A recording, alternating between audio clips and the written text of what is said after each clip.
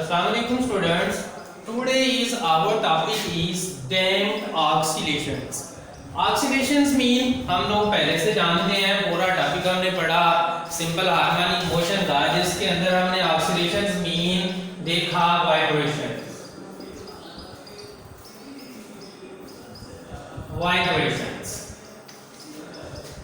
तो फिर ये damped oscillations क्या हुआ? Damping mean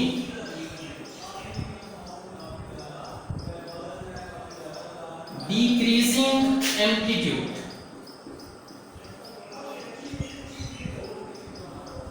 Decreasing amplitude.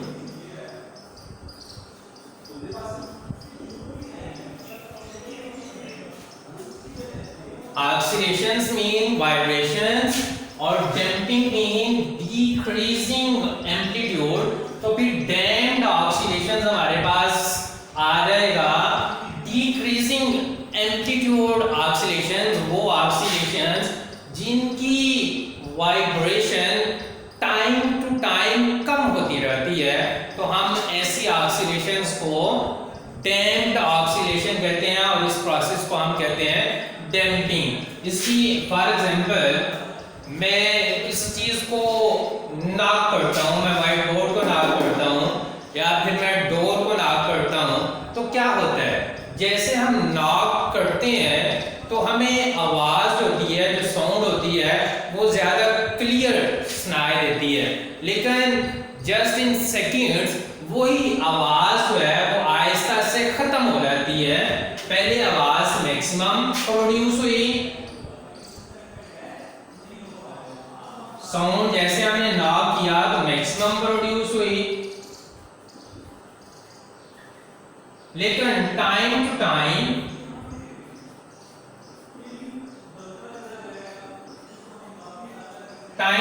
क्या होता है, ये आवाज होती है, जो साउंड होती है वो फेंट होती हुई खत्म हो जाती है. क्या हुआ, डैम्पिंग हुई. जैसे हमने साउंड प्रोड्यूस की, उस साउंड का एम्पलीट्यूड ज्यादा था, लेकिन टाइम टू टाइम उस साउंड का एम्पलीट्यूड कम होते होते खत्म हो गया. जैसे उसका एम्पलीट्यूड जो है वो खत्म हो जाएगा, उसका डिस्प्लेसमेंट जीरो हो जाएगा, मीन के साउंड जो होगी वो खत्म हो जाएगी. तो इस प्रोसेस को, किसी भी चीज के एम्पलीट्यूड को डिक्रीज करने का जो प्रोसेस होता है उसको हम कहते हैं डैम्पिंग. तो डैम्प्ड ऑक्सीलेशंस आ जाएगा, वो ऑक्सीलेशंस टाइम टू टाइम जो होती हैं वो डैम्प होती जाती हैं, जिनकी वाइब्रेशन जो होती है वो कम होती जाती है. फॉर एग्जांपल इसके और एक एग्जांपल आप इस तरह से डिस्कस करते हैं. मैं बोल रहा हूँ, मेरे बोलने पे आप लोग आवाज जो है वो सुन पाते हैं, लेकिन जैसे ही मैं बोलना छोड़ूंगा, खामोश हो जाऊंगा, तो जस्ट इन सेकंड्स मेरी आवाज जो है वो आपके कानों में फेंट होते होते मेरी साउंड जो होगी वो कम हो जाएगी, खत्म हो जाएगी. मीन के स्टार्ट में साउंड जो प्रोड्यूस हुई उसका एम्पलीट्यूड ज्यादा था, लेकिन time to time air resistance, अगर मैं अपने बोलने की बात करूंगा, ह्यूमन साउंड की बात करूंगा, तो एयर रेजिस्टेंस की वजह से वो आवाज जो है उसको रेजिस्टेंस का सामना होगा और वो आहिस्ता से फॉर सम टाइम जो है वो खत्म हो जाएगी. तो हमारे पास कोई भी सिस्टम जो होता है वो आइडियल नहीं होता. अगर हम आइडियल सिस्टम की बात करें, आइडियल सिस्टम कौन सा होता है, इन विच नो फ्रिक्शन.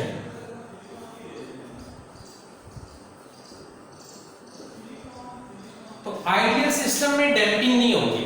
आइडियल सिस्टम के लिए जो भी आप साउंड प्रोड्यूस करेंगे, जितनी फ्रीक्वेंसी की आप प्रोड्यूस करेंगे उतनी फ्रीक्वेंसी से वो चलती जाएगी, उसके अंदर डैम्पिंग नहीं होगी. लेकिन ऐसा जो है वो पॉसिबल नहीं होता. हर सिस्टम के अंदर रेजिस्टेंस मौजूद होती है, वो किसी भी सूरत में हो सकती है. अगर हम एटमॉस्फेयर की बात करें तो उसके अंदर जो है वो एयर रेजिस्टेंस आ जाती है.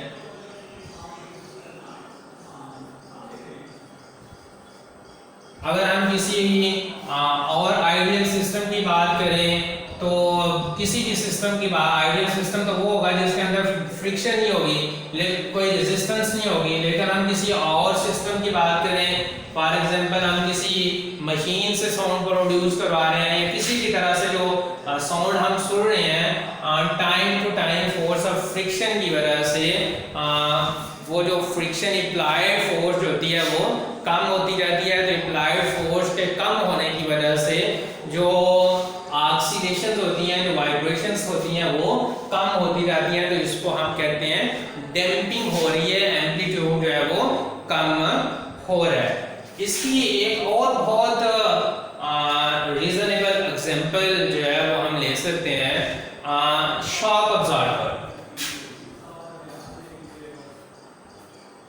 शॉक अब्जॉर्बर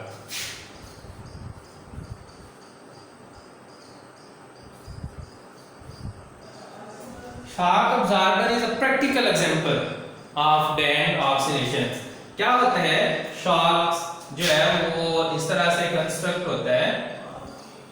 ये एक शॉक है हमारे पास, इसके अंदर एक पिस्टन होता है, मूवेबल पिस्टन होता है। ये इसके अंदर पिस्टन है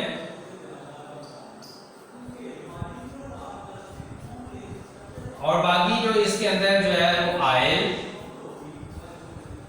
कोई भी जो है वो लिक्विड हम यूज कर सकते हैं, लेकिन पिस्टन जो होते हैं उनके अंदर ऑयल ही होता है।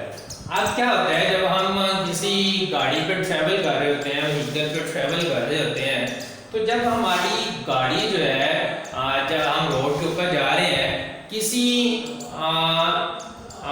खड्डे में जाके हमारी जो है ना वो गाड़ी जो है वो लगती है, ऐसा रोड जिसके ऊपर जो है जिसकी सरफेस जो है वो बड़ी रफ है, उसके अंदर बहुत से जो है वो बहुत ज़्यादा डैम्ड है, उसके अंदर सरफेस इतनी गुड अच्छी नहीं है।